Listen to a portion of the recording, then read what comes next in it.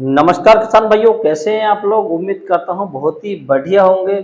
किसान भाइयों, आज के इस वीडियो में हम बात करेंगे धान की फसल में चौड़ी पत्ती और सकरी पत्ती दोनों ही प्रकार की खरपतवार को कैसे सुखाएं, कैसे हटाएं।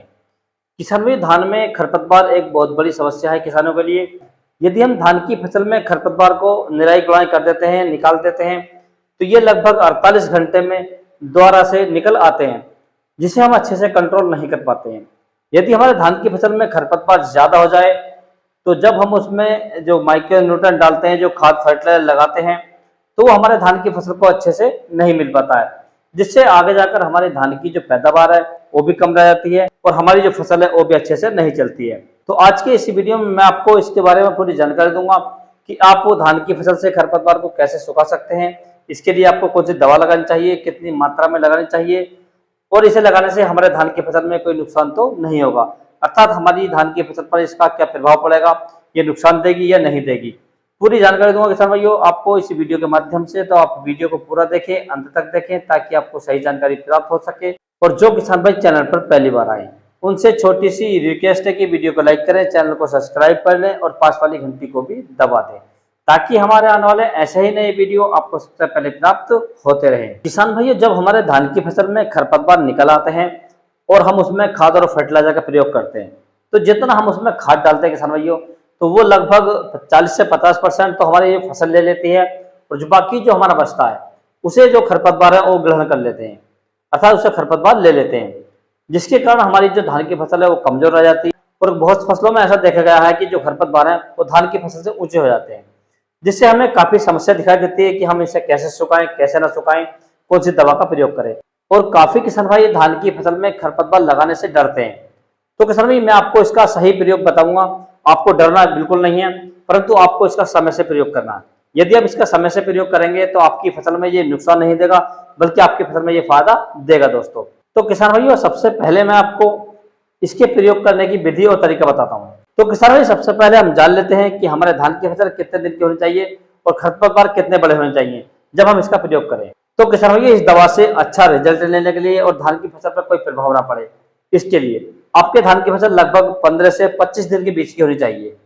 क्योंकि यदि हम 15 से 25 दिन के बीच की अवस्था में इसे लगाते हैं, तो हमारे धान की फसल में इसका कोई प्रभाव नहीं पड़ता, कोई डिफेक्ट नहीं पड़ता है, और हमारे धान की फसल की जो ग्रोथ है वो अच्छे से होती है। और किसान भाई, ये जो खरपतवार हम लगाते हैं, हमारी धान की फसल को हल्का झटका जरूर लगता है। लगभग 4 से 5 दिन के लिए हमारी फसल की ग्रोथ रुक जाती है, परंतु वो झटका हमारी धान की फसल को बहुत फायदा देता है। जैसे हमारी धान की फसल को झटका लगेगा तो उसकी ग्रोथ रुक जाएगी, और जब धान की ग्रोथ रुक जाएगी तो हमारे जो धान की फसल है किसान भाइयों, उसमें फुटा बहुत तेजी से होगा, अर्थात कल्ले बहुत ज्यादा निकलेंगे। यदि हम बात करें इसके अपोजिट किसान भाइयों, तो यदि हम इस दवाई को 25 दिन से ऊपर की फसल पर लगाते हैं, जैसे 40 दिन की फसल है या 35 दिन की फसल है, तो हमारी फसल इससे पीली पड़ सकती है, उसकी ग्रोथ रुक सकती है और हमारी फसल में हमें नुकसान हो सकता है। तो आपकी जो धान की फसल है वो लगभग 15 से और 30 दिन के आसपास की होनी चाहिए। इससे ऊपर की फसल में आप इसका प्रयोग ना करें। और जो आपकी फसल में खरपतवार है किसान भाइयों, वो लगभग 4 से 6 पत्ती के होने चाहिए। यदि ज्यादा बड़े खरपतवार हो गए किसान भाइयों, तो थोड़ा मरने में समय लेते हैं और दवा की डोज भी थोड़ी ज्यादा लगानी पड़ती है किसान भाइयों, जिससे हमारी धान की फसल को थोड़ा सा नुकसान हो सकता है। तो किसान भाइयों, आपको अपने धान की फसल में इस खरपतवार नाशक का प्रयोग लगभग 15 से और 30 दिन के बीच अवश्य कर लेना चाहिए किसान भाइयों। यदि किसान भाई हम बात करें कि खरपतवार कितना बड़ा होना चाहिए, तो खरपतवार किसान भाइयों जो 30 दिन की हमारी फसल होती है, उसमें चाहे कितना ही बड़ा खरपतवार हो, वो आसानी से सूख जाता है किसान भाइयों। तो इस बात का आप विशेष ध्यान रखें किसान भाइयों। अब किसान भाई हम बात कर लेते हैं कि हमें कौन सी दवा लेनी चाहिए। तो किसान इसके लिए आपको मार्केट से दवाइयां लेकर आनी है, जो हर्बिसाइड लेकर आनी है किसान भाइयों। तो आप नॉमनी गोल्ड ला सकते हैं, अदामा की नरकिस ला सकते हैं, आप किक ला सकते हैं, या आप ग्रीन लेवल ला सकते हैं। काफी नामों से दवाई आती है किसान भाइयों, बहुत कंपनियां देती हैं। परंतु किसान भाइयों, आपको टेक्निकल जरूर याद होना चाहिए, ताकि हमें कोई दुकानदार दूसरी दवा न दे। यदि दवा दे तो उसके अंदर यही टेक्निकल होना चाहिए। यदि हम टेक्निकल की बात करें, तो इसके अंदर जो किसान भाई टेक्निकल पाया जाता है, ये पाया जाता है बिस्पारिक बैक सोडियम 10% एसिफोम। तो आप इसे ला सकते हैं। यदि हम इसकी डोज की बात करें, तो आपको 100 ml प्रति एकड़ के हिसाब से इसे लेना है किसान भाइयों। यदि हम पानी की बात करें, तो आपको लगभग 150 से 200 लीटर पानी में आप इसका स्प्रे कर सकते हैं।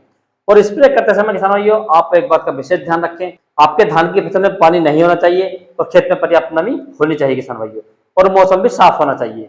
और इसका स्प्रे आप लगभग 10 बजे के बाद करें, अर्थात ओस में इसका स्प्रे ना करें किसान भाई।